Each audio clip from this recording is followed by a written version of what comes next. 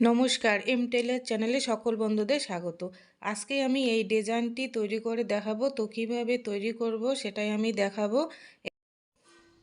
এটা সিম্পল একটা ডিজাইন। এই ডিজাইন দিয়ে হাতার মুখের দিকেও দিতে পারবে এবং স্লিপ প্যানের মুখের দিকেও দিতে পারবে। তো এই ডিজাইনটি খুবই একটি সুন্দর ডিজাইন, খুবই সিম্পল আর সোজাভাবে আমি দেখিয়ে দিব। তো প্রথম থেকে শেষ পর্যন্ত ভিডিওটি অনুরোধ রইল। সবার প্রথমে কাপড়টিকে দুভাজে ভাঁজ করে নিতে হবে। ভাঁজ করে নেওয়ার পর এই যে বাড়তি কাপড়টি সোজা করে কেটে নিয়ে নিতে হবে। তো সোজা করে কেটে নেওয়ার পরে তারপরে 2 ইঞ্চি নিয়ে দাগ দিতে হবে। 2 ইঞ্চি দাগ দেওয়ার পর দাগ দুটি সোজাভাবে মিলিয়ে দিতে হবে।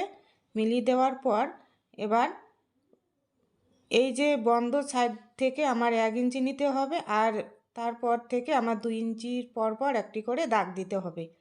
দাগ দেওয়া হয়ে গেলে এবার এই দাগগুলি সোজাভাবে মিলিয়ে দিতে হবে। মিলিয়ে দেওয়ার পর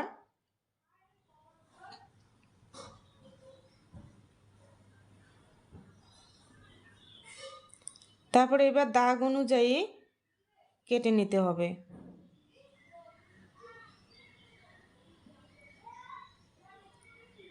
কেটে নেওয়া হয়ে গেলে এবার কাপড়টিকে খুলে নিতে হবে। খুলে নেওয়ার পর এভাবে তারপরে দেখো দাগ এখানে বোঝা যাচ্ছে না, তার জন্য আমি এখানে দাগটি দিয়ে দিচ্ছি। দাগটি দেওয়া হয়ে গেলে এবার এই যে ফাড়া অংশটি দেখা যাচ্ছে, এই ফাড়া অংশ থেকে এই যে এই মাথায় কোনাকুনি করে আমি সেলাই করে নিয়ে নেব। তো এভাবে আমি সম্পূর্ণ কাপড়টি সেলাই করে নিব।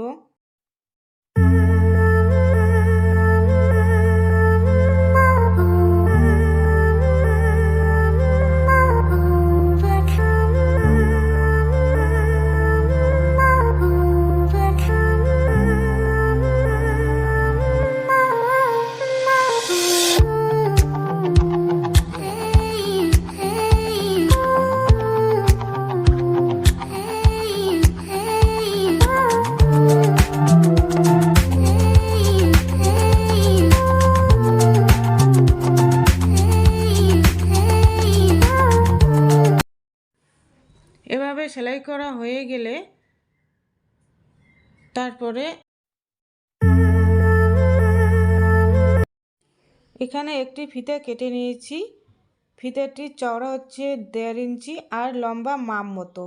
নেওয়ার পরে এই দুভাজে ভাঁজ করে নিয়ে কিনার দিয়ে একটি সেলাই দিয়ে দিতে হবে।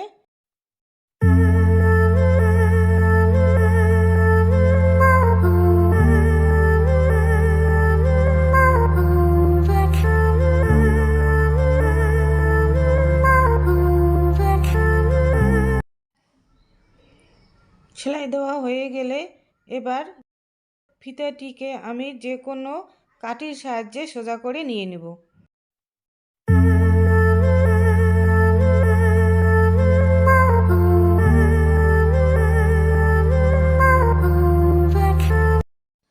ফিতাটিকে সোজা করে নেওয়ার পর এভাবে আমি বসিয়ে সুন্দরভাবে একটি লব সেলাই দিয়ে দেব। তোমরা চাইলে লেসও এখানে ব্যবহার করতে পারো, কেনা লেসগুলি যে পাওয়া যায় সেগুলো ব্যবহার করতে পারো। তো এখানে আমি কাপড়ের তৈরি করে নিয়েছি। তো এখানে আমি কাপড়ের দিয়ে দেখিয়ে দিব। তো এভাবে আমি একটি লব সেলাই দিয়ে তারপরে সাইডে আরেকটি